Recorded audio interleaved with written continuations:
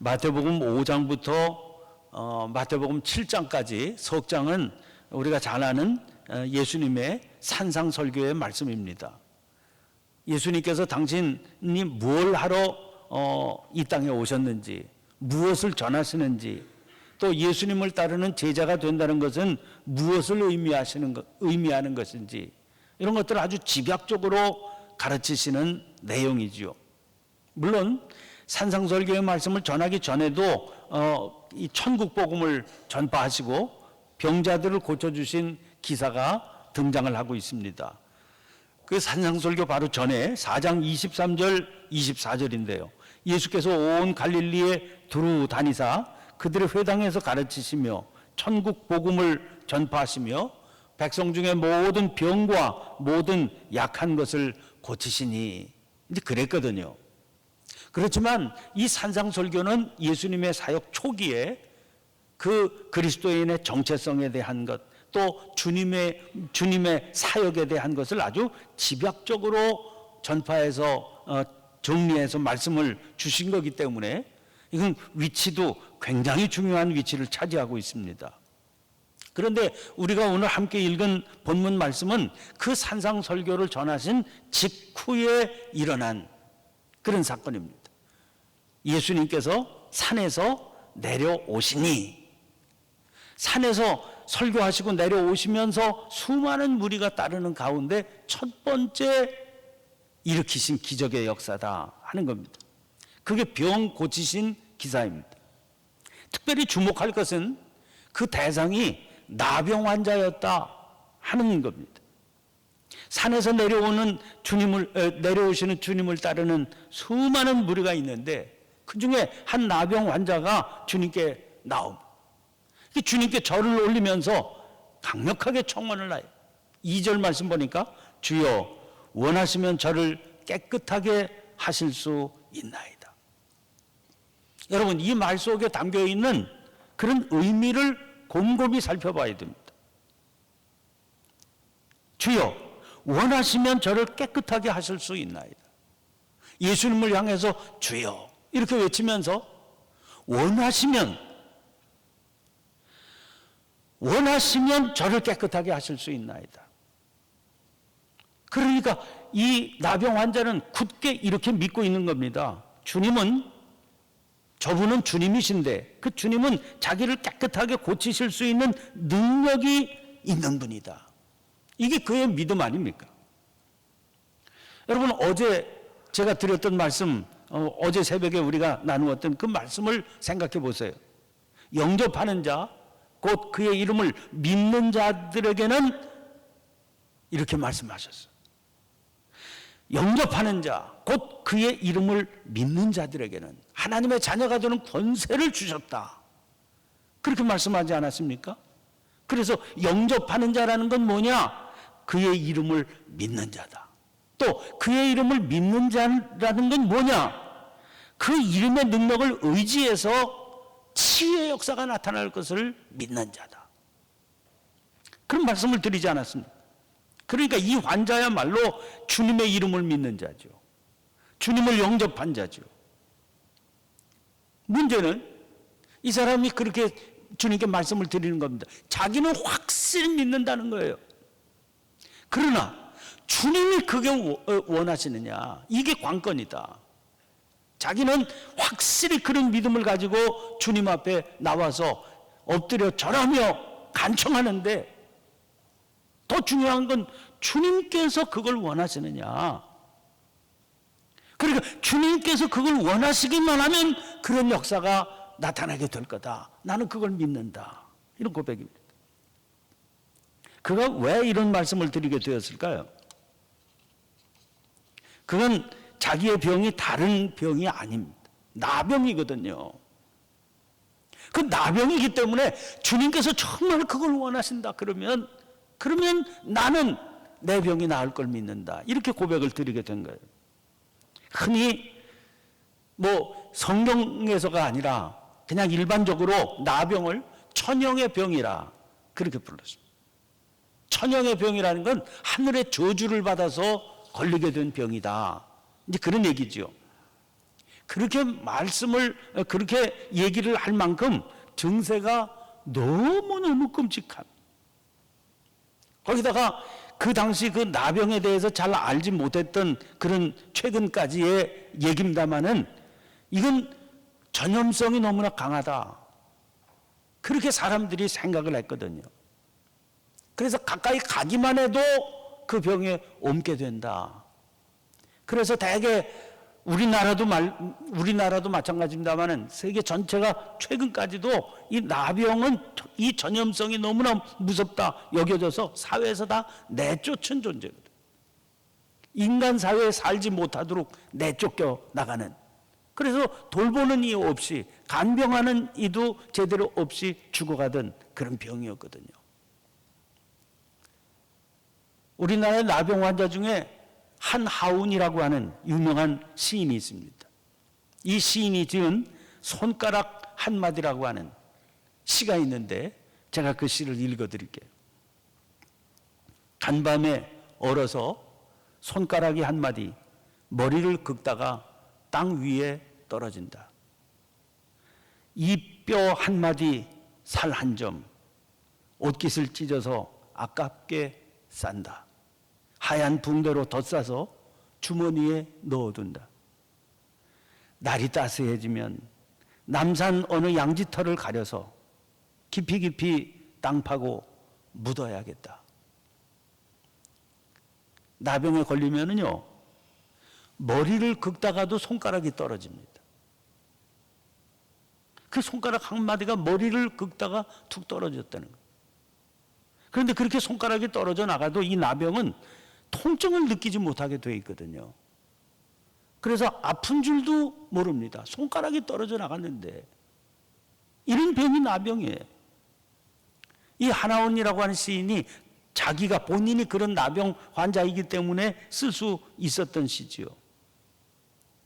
머리를 긁다가 손가락 한마디가 떨어져 나갔는데 아픈 줄도 모르고 떨어져 나간 손가락 한마디죠. 이건 누구도 거들떠보지 않는 몸뚱아리죠. 저주받은 몸뚱아리. 그러나 그 떨어져 나간 손가락 한마디가 남들은 저주받은 몸뚱아리라고 그러지만 자기에게는 얼마나 소중한 그런 지체입니까? 그냥 내버릴 수가 없는 거죠. 그래서 잘 싸서 주머니에 넣어두겠다는 겁니다.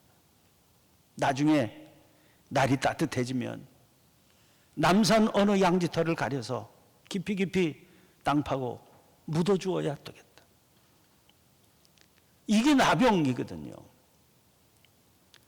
제가 첫 목회하던 시절에 그 음성 나환자들, 그 소록도에서 나병에 걸렸다가 이제 회복이 되어서 함께 집단적으로 살고 있는 그 동네에 세워진 교회 가서 부흥회를 인도한 적이 있습니다.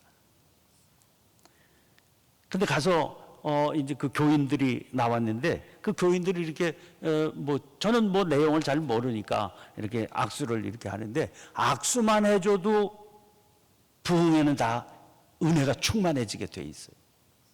그 손마디가 다 떨어져 나가고 엉겨서 그냥 나무 등걸 같거든요. 다 꺼려하죠. 다 피해 살지요.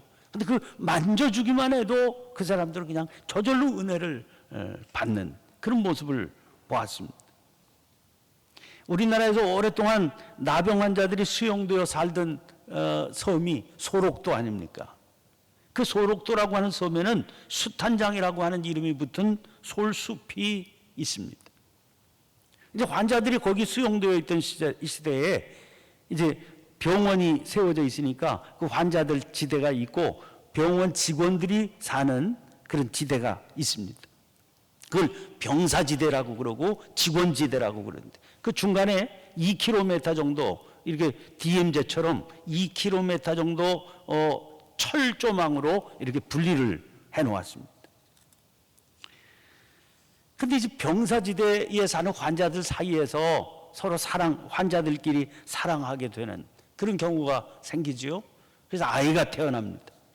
그러면 태어난 아이에게 감염될 것을 우려해서 이 아이를 직원지대에 있는 미가마 보호소로 격리 조치시키게 됩니다. 그 아이들하고 부모하고 만나는 일은 한 달에 한 번 면회가 제한돼요. 한 달에 한 번만 아이를 만날 수 있게 되어 있습니다. 근데 그 아이를 안아볼 수도 없고 만져볼 수도 없습니다. 직원들이 지켜보는 가운데 아이들이 이제 바람을 등지고 부모들은 바람을 맞고 그 바람의 방향을 맞추어 가지고 일정한 거리를 두고 떨어져서 만지지도 못하게 하고 안아보지도 못하게 하면서 부모와 자식이 만나게 되지요. 그러니까 뭐 아이는 뭐 잘 모른다고 그래도 부모들이 얼마나 마음이 기가 막히겠습니까? 한 달에 한 번 만날 때마다 부모들이 멀리 떨어져 가지고 탄식하는데 그 애간장이 끊어진다. 그 만남의 날마다 애간장이 끊어진다. 그래서 붙은 이름이 신음수자 탄식할 탄자를 써서 수탄장 이렇게 이름을 붙였다는 겁니다. 말로도 할 수 없는 비극이지요. 그래서 천형의 병이라 그렇게 말합니다. 성경에도 이 나병이 흔하게 등장을 하죠. 이스라엘에서도 하나님으로부터 저주를 받아서 걸린 병이다. 그래서 천형의 병으로 간주되고 있는데요. 레위기 13장 45절 46절 보면 나병 환자는 옷을 찢고 머리를 풀며 윗입술을 가리고 외치기를 부정하다 부정하다 할 것이요 병 있는 날 동안은 늘 부정할 것이라. 그가 부정한 즉 혼자 살되 진영 밖에서 살지니라. 이건 나병 환자를 이렇게 조치해야 된다는 율법의 규례입니다. 그 규례에 따르면 나병 환자는요 조용히 있으면 안 돼요. 늘 외치면서 살아야 됩니다. 부정하다 부정하다. 그건 자기가 부정한 존재라고 하는 걸 일깨워주는 그런 의미라기보다는 그렇게 소리를 쳐서 사람들이 가까이 오지 못하도록 막는 장치다. 그렇게 볼 수가 있죠. 나병 환자는 진영 밖으로 쫓겨나서 살아야 됩니다. 동네 안에서 못 사는 거예요. 동네 바깥으로 빈 들 이런 데서 살게 돼. 거기 살면서도 사람들이 왔다 갔다 할 수 있으니까 부정하다 부정하다 이렇게 외치며 다녀야 됐습니다. 규정상 언제나 그 진영 바깥에서 들과 산에서도 사람들로부터 최소한 4규빗 떨어져야 된다. 한 2m 정도는 격리되어서 있어야 된다. 이런 규정이 있습니다. 바람이 불 때는 균이 날아다닐 수 있다. 그런 생각 때문에 그렇겠죠. 100규빗, 한 50m 이상 떨어져 있어야만 됐습니다. 이거 어기면 더 가까이 다가간다 그러면 나병 환자는 돌에 맞아 죽을 수 있습니다. 돌로 쳐서 죽일 수 있습니다. 나병 환자 자신만이 아닙니다.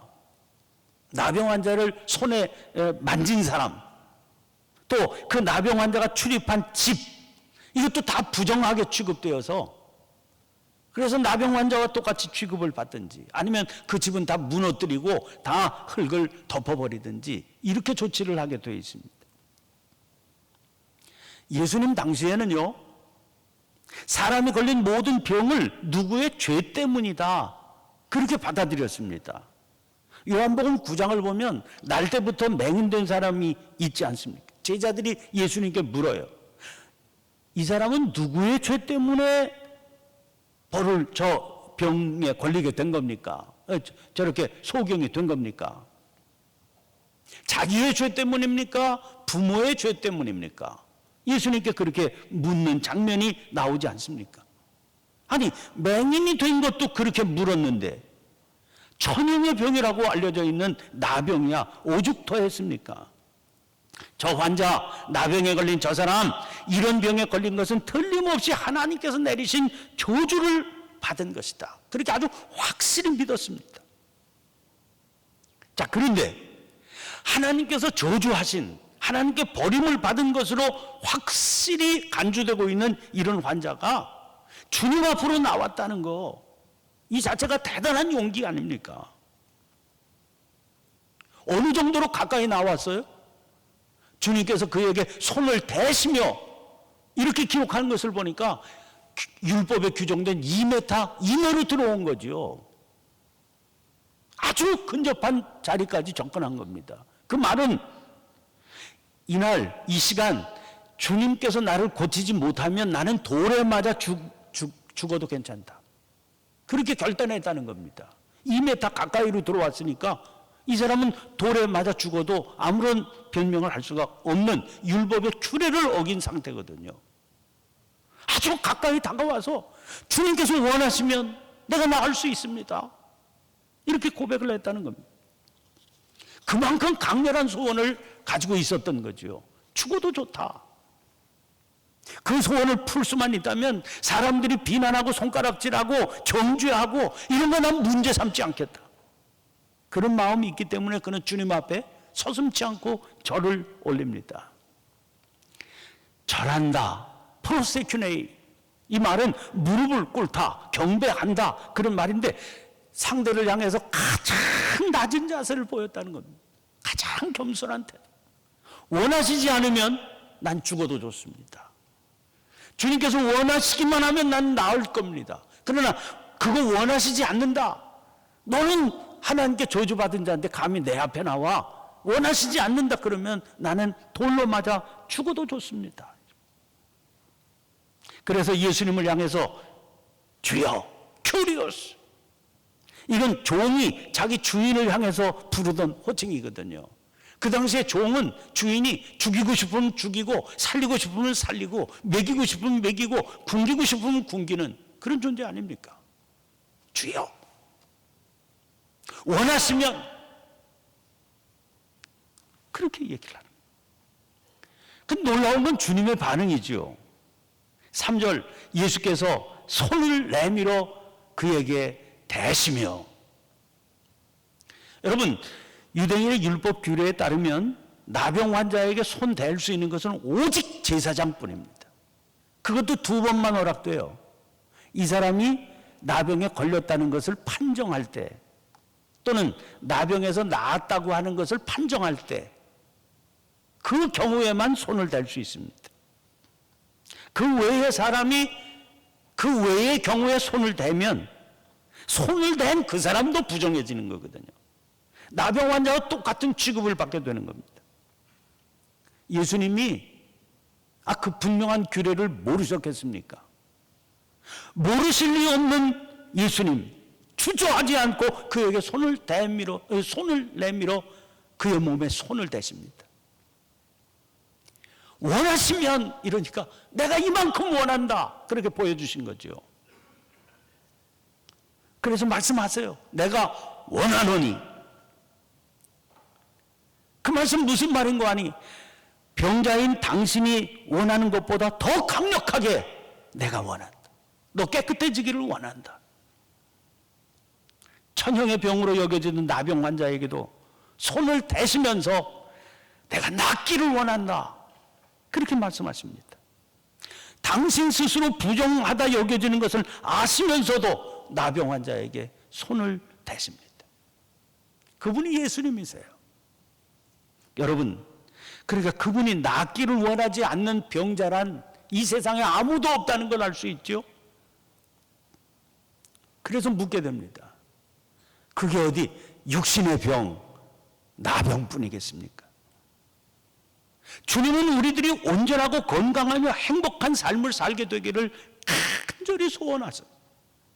그 삶으로 우리를 초청하기 위해서 하늘 보좌를 버리신 분, 이 땅을 친히 찾아오신 분, 그 삶을 이루어주기 위해서 낮아지는 것을 끊임없이 거듭하셔서 나중에는 십자가에 매달려 돌아가시기까지 하신 분 아닙니까? 그분이 말씀하십니다. 마태복음 11장 28절입니다. 수고하고 무거운 짐진 자들아 다 내게로 오라. 내가 너희를 쉬게 하리라. 주님은 수고하고 무거운 짐을 지고 사는 거, 우리들이 그런 삶을 계속해서 살아가는 거, 단절된 그 삶 속에 머물러 살아가는 거, 비참하고 참남하게 나무 사이에 숨어서 살아가는 거 결코 좌시하실 수가 없으세요. 그래서 다 내게로 오라, 그렇게 초청하세요. 그것을 위해서 당신이 십자가까지 지세요. 자기 힘으로 산다고 자신하는 사람이라면 여러분, 주님의 초청이 무슨 의미가 있겠습니까? 그러나 힘겨운 삶, 무거운 짐을 지고 사는 사람들이라면 여러분, 이 소리가 아주 특별한 초대가 아니겠습니까?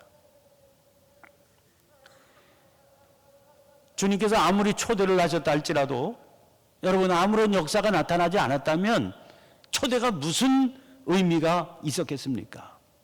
그래도 오늘 본문 3절 하반절을 보니까 즉시 그의 나병이 깨끗하여진지.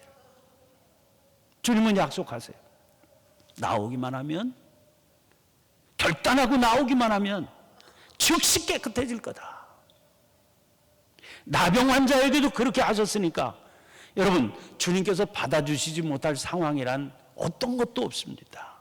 고치지 못하실 상황도 없습니다.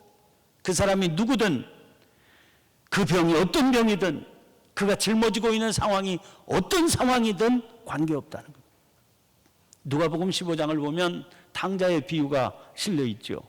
멀쩡히 살아있는 아버지에게 유산을 미리 달라 보채고 졸라서 그 유산을 챙겨서 아들이 떠납니다. 얼마 못 되어서 많은 재산 다 탕진하고 거지꼴 되어서 나타났는데 이 아버지가 동네 창피하다고 내쫓지 않고 받아들이십니다. 그렇게 한 것만으로도 대단하지 않습니까? 그러나 놀라운 것은 맞아들이는 이 아버지의 모습입니다. 이 일은 죽었던 아들이 다시 돌아온 거다. 그래서 그 초라한 아들의 목을 안고 입을 맞추며 기뻐하면서 제일 좋은 옷을 내다 입히고 손에 가락지를 끼우고 신을 신깁니다. 어디 그뿐입니까? 종들을 불러서 살진 송아지를 잡으라 해서 동네 사람들 다 불러 모아 잔치를 벌입니다. 우리는 그래서 은혜다, 그렇게 고백하게 되는 겁니다.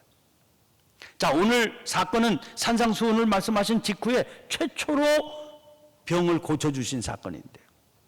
그 사람이 나병 환자입니다. 그만큼 예수님의 초대는 아주 특별한 초대다 하는 증거가 아니겠습니까?